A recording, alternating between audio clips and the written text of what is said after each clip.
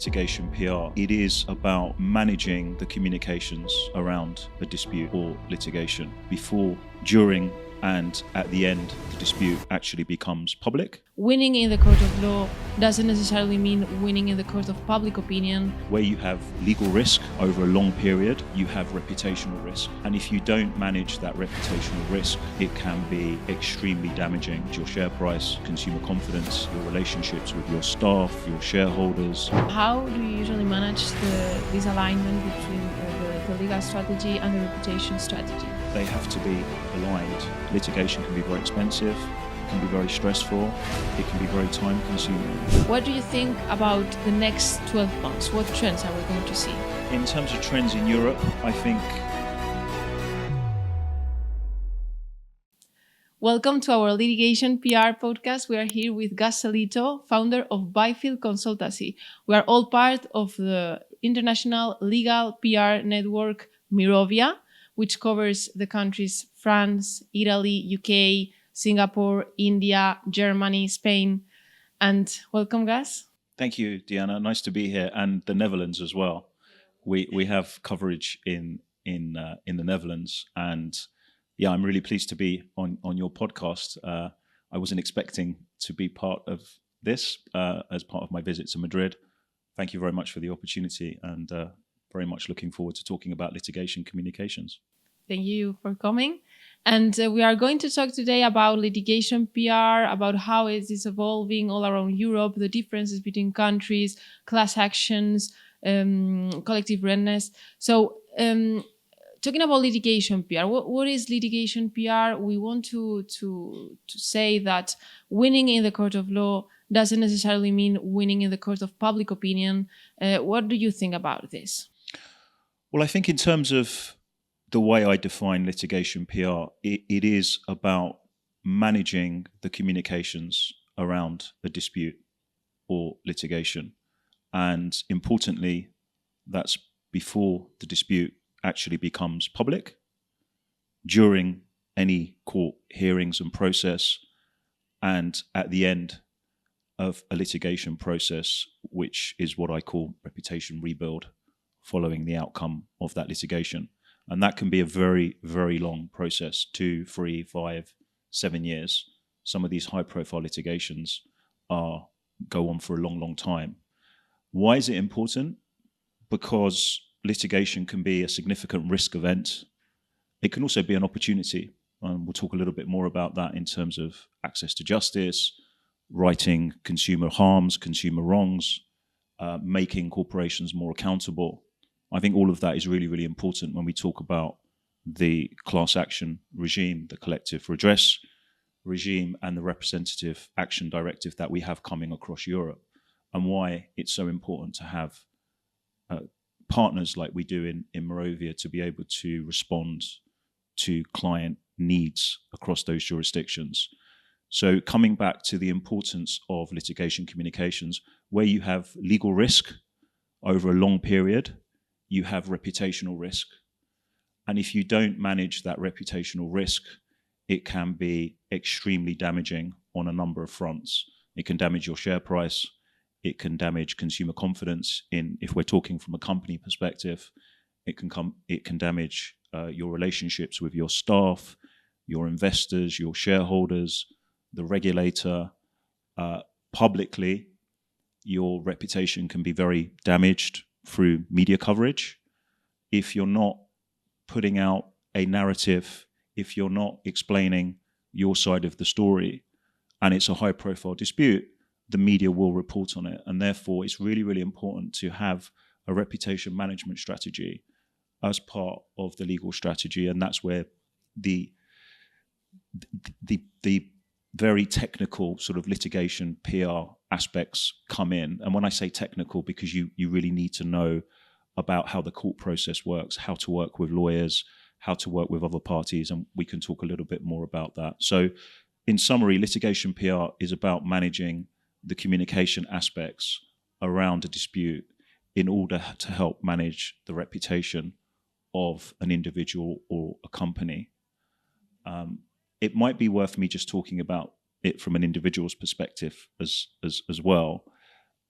particularly with collective redress and the representative action directive, what we're seeing is a movement towards calling for greater accountability, greater access to justice, mainly against companies, against corporations who have been alleged to have breached competition law, have caused consumers some kind of harm. And that harm varies, if it's a data breach, all the way through to a massive product liability, which has actually harmed lives.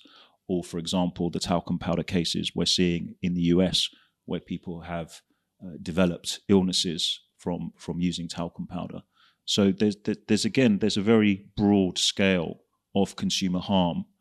But what the Representative Action Directive does, and in my view, it's a very good development across Europe, it's a forum to call for accountability from corporates. And it's also an opportunity for corporates to respond where there are findings, particularly where there are regulatory findings, because these class actions often follow on from regulatory findings. It's an opportunity for corporations to respond, including defending a litigation if they feel that it is defendable. But if there is a settlement to be had, then they can start to make good on some of the harms that were caused. Mm-hmm.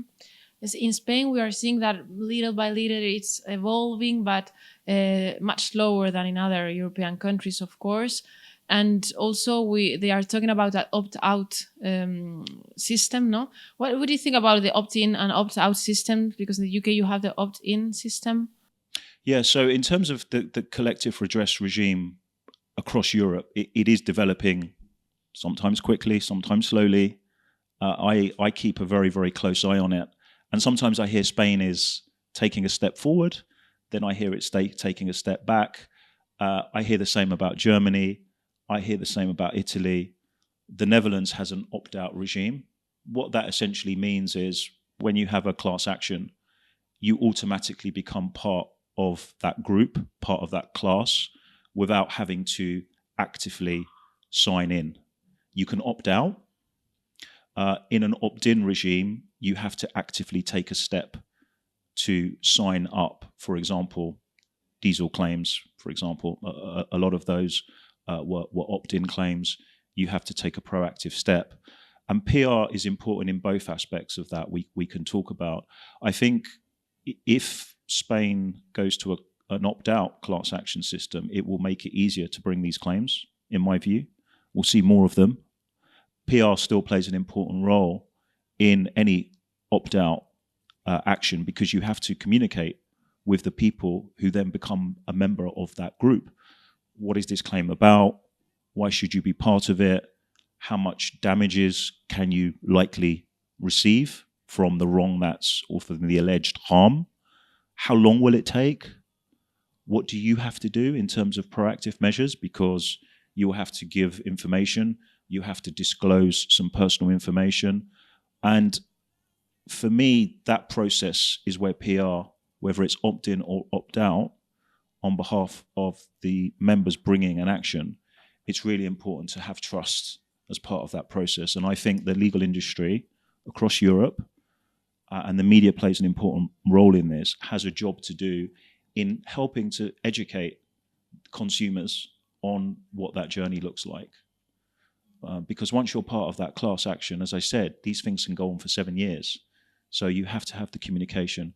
In terms of opt-in, opt-out, in the UK, the Competition Appeal Tribunal is the mechanism which is, it's an opt-out mechanism. You can bring opt-out claims. That's why we're seeing so many competition claims in the Competition Appeal Tribunal. We are now starting to see settlements in the UK. In fact, there's one today in the British Telecom case. I didn't have a chance to look at the judgment, but we'll see what comes of that. So the system is developing, and I think the Netherlands is making some good strides. I think the UK has an established group action, class action system. Of course, you can bring representative actions as well. And an important part of this is third-party funding, which we can come on to talk about as well. Mm-hmm. You were talking also about trust. We advised on the bankruptcy of Banco Madrid some years ago, and we encountered the situation in which the client didn't trust the communications experts at the beginning. They called the communications experts too late, and they didn't trust their opinion. And after a while, after some days of chaos, finally they trusted. So do you encounter this situation usually, and how do you manage it? I think the first point I would make, Diana, is in litigation PR, you do need to work with litigation PR experts because they should understand how to work with legal teams. Very importantly, they should have a really good understanding of the status of legal documents, when you should and shouldn't communicate around a legal judgment or a legal case being filed. And they should be brought in as soon as possible. It sounds like in your case, the PRs may have come in a little bit later down the line. We say that a good litigation PR strategy, which has to be alongside, it has to dovetail the litigation strategy. We are not advocates of going out with a PR strategy with a weak legal claim or a weak legal strategy. They have to sit side by side, and therefore bringing people like us in, litigation PR experts, at the earliest possible juncture before the dispute is filed, so that you can dialogue, you can create a strategy with the legal team, you can create a strategy with the end client. That's really, really important, and that's how you build trust, both from the legal lawyers you're working with and the end client. And ultimately, it's the end client's interest that we have at heart. It's a joint initiative to ensure that the client's voice is heard, both through the legal process and through the public relations process. Now, in terms of, do we sometimes push back on legal? Yes, of course. That's why we're there. Sometimes lawyers can be more risk averse, but you have to have a good understanding of what you can and can't say. And that's why having an expertise in litigation PR is really important. Additionally, I would say that going back to the timeline of disputes, there can be a very, very long tail, and you therefore have information vacuums. So once a claim is out there, once it's been filed, you then have quite a long, it could be 2 years before a case is listed, or longer, depending on how busy the courts are as well. You can't stop communicating during that period. There may not be that much to say from a legal perspective, but all of your stakeholders still need to be kept up to date with what's going on. And that's your internal stakeholders, we talked about them, your regulators, your clients, shareholders. So what you don't want is information vacuums during what can be a long litigation process. And you also need to be very aware of what your opponent may be doing. They may have a very aggressive litigation PR strategy, and you need to be aware of that. And that's why the legal and the PR will work very, very much together, but sometimes there will be times where the legal case is quiet, but you can still be doing things from a PR perspective, and you should be doing things from a PR perspective. Mm-hmm. Okay, very interesting. Another situation that we have encountered in Spain, some clients come to us saying that the media don't want to publish some legal decisions, for example, in a process, because the counterpart is a very strong firm with a lot of economic interests. Does it happen in the UK or other countries in Europe? It's a really interesting question about media bias. I think that's more than bias, though. I think we're lucky in the UK. We still enjoy what I would call an independent media. Of course, this is, again, why it's really important to understand the way newspapers report litigation broadly, whether they're sympathetic to class actions, whether they're not sympathetic to class actions, whether that journalist has a particular relationship with the company that's being sued, or the organization that's being sued, or the individual that's being sued.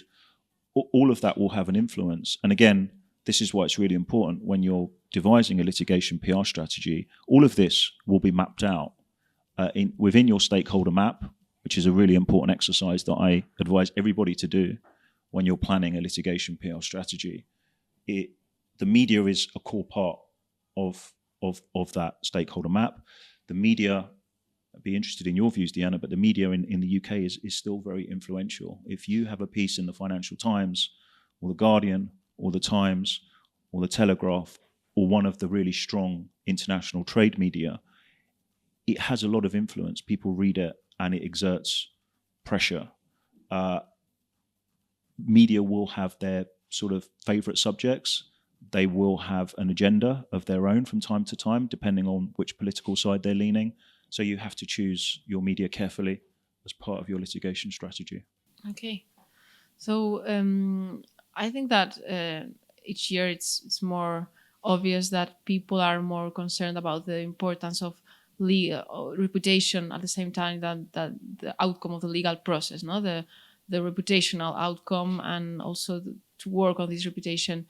And what do you think is the natural evolving of the last years? Is there a big difference between the litigation PR in 5 years ago, 10 years ago, and nowadays? Yes, it's changed a lot. And there's a few cases for me that kind of over my career, not that I've worked on all of these cases, but that have really stuck out for me.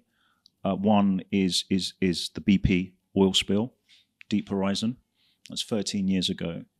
But the ramifications of that case on the environment, it was a tragedy, but also on the reputation of that company was a little bit of a marker for me in crisis management and litigation PR. It really raised the bar in terms of how damage to reputation. And I think BP, in my view, is still recovering from that in some ways. We then had more recently Me Too and Harvey Weinstein. And I think that shone a lens on corporate accountability, a much needed lens on corporate accountability globally. And I think the media and regulators and consumers, us, the population, the people who matter, the people who make decisions based on, is this fair, is this right, is this wrong? That was another seminal moment in terms of corporate accountability. From a corporate perspective, the emissions scandal, which we were involved in, we launched the first shareholder action in Europe in the Volkswagen Dieselgate claim. That was a real big case of corporate accountability and alleged corporate wrongdoing. These cheat devices that were put into vehicles. And again, I think Volkswagen is still recovering from that. So I think we've had these moments, and importantly to mention, more recently in the UK, the post office scandal, which I think you mentioned earlier that it's actually made the news here in Spain as well. This was a miscarriage of justice where there was a major error with the IT system in the post office, and the people who were running the branches of the post office, the sub-postmasters, they were blamed for it. And it took the TV serialization to bring that to light. How have things changed? We have 24-hour news reporting now. Everything is online. We have global news reporting. So if something happens in one jurisdiction, you can pick up the news of it in another jurisdiction very quickly. And this is why it's really important through our MIROVIA network that you're able to manage international interest in a claim, but also then manage it on the ground locally. That's so important because, as we know, as litigation PR professionals, a claim isn't isolated to one jurisdiction. When it's complex, it gets bigger than that. It gets onto the international stage. So I would say 24-hour news media, instant reporting, the scrutiny of public accountability and corporate wrongdoing, and the spotlight that we've seen on that over the years with some of the examples I've mentioned, and importantly, social media as well. Social media, when we think about class actions, for example, social media is critical within building and developing a class action and communicating around a class action. But social media is also another forum where we can spread information. And again, cases being reported on social media, if they're not managed correctly, can be very damaging as well. Mm-hmm. Again, what about the public opinion? Because we see that many people think that litigation PR is all about damage control. How do you normally manage this kind of opinions? Well, it can be a part of damage control in terms of the overall reputation management. I sometimes say to clients, you need to manage the potential reputational bleed of a case. So with a litigation, you do want to isolate it from business as usual as much as possible, or else the damage to reputation and share price and confidence and trust in a brand does become damaged. So in that sense, it is very much damage control. But I think litigation PR and litigation as a whole is also an opportunity. It's an opportunity to get access to justice. It's an opportunity to call corporations to account. It's an opportunity to right public wrongs.